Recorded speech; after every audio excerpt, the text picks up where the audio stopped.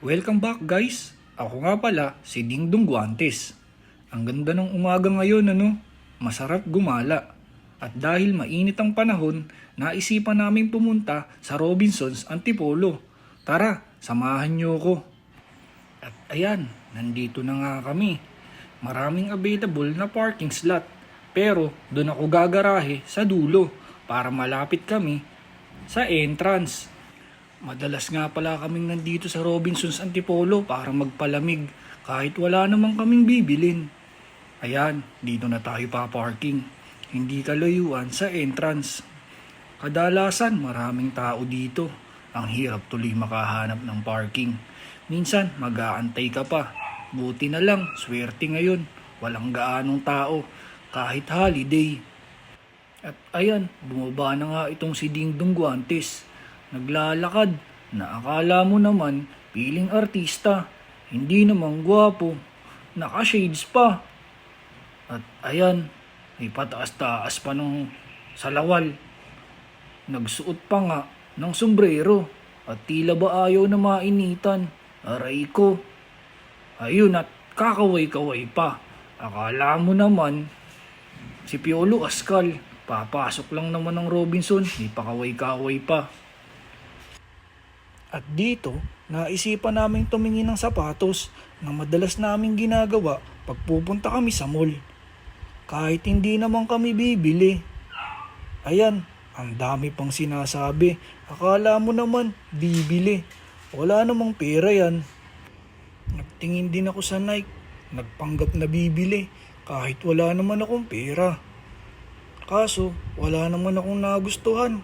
Kaya kahit pa may pera, di ako bibili.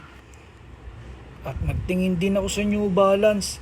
Nagbaka sakaling baka may babagay din sa akin. Ito, bagay sana. Kaso, wala naman tayong pambili. Magtingin-tingin na nga lang tayo dun. Ayun may Converse. Ito yung mga sapatos na kahit matagal na, uso pa din. Simple at maganda. Pero maporma. Ito, madami pa rito. At ito yung mga iba pa nilang Converse. Ito ang gusto ko. Gusto ko dati. Kaso, hindi ako nakabili. Dahil wala naman kasi akong pambili dati. Hanggang ngayon naman, wala pa din. Tara na nga, doon na tayo.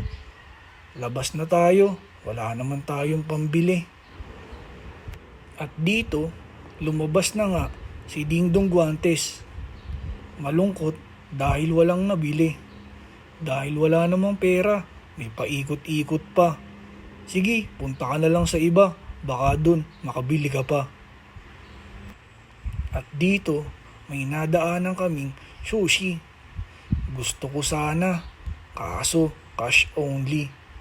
Susunod na nga lang, wala naman tayong money.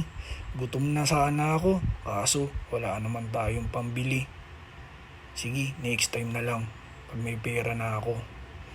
At dito, nadaanan namin si Ian, ang birthday boy. May katawagan pa, mukhang busy. Kaya iniwan muna namin at pumunta kami sa Movie World para mag-check kung may magandang palabas. Lakad-lakad muna tayo dito. Check natin kung ano ang bago. Ito meron dito. Mga now showing. Meron kaya ako magugustuhan?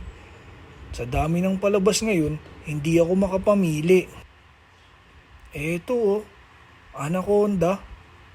Naalala ko dati, magandang palabas din to. Napanood namin nung bata pa ako. Tara, check pa tayo. Baka may magandang palabas pa dito. Pero, mukhang wala na yata. Wala na nga.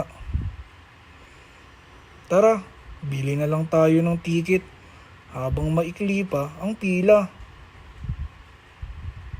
Kaso, pag-check wala naman pala akong pambili. Aray ko.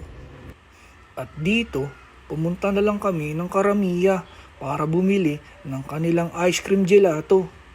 At ayan, pinag-pre-taste pa nga itong si Aljur Abrilata. Akala mo naman, sikat na artista. At nung nagustuhan, umorder pa nga. Baka sa muka ni Aljur Abrilata ang sarap ng Karamiya ice cream gelato.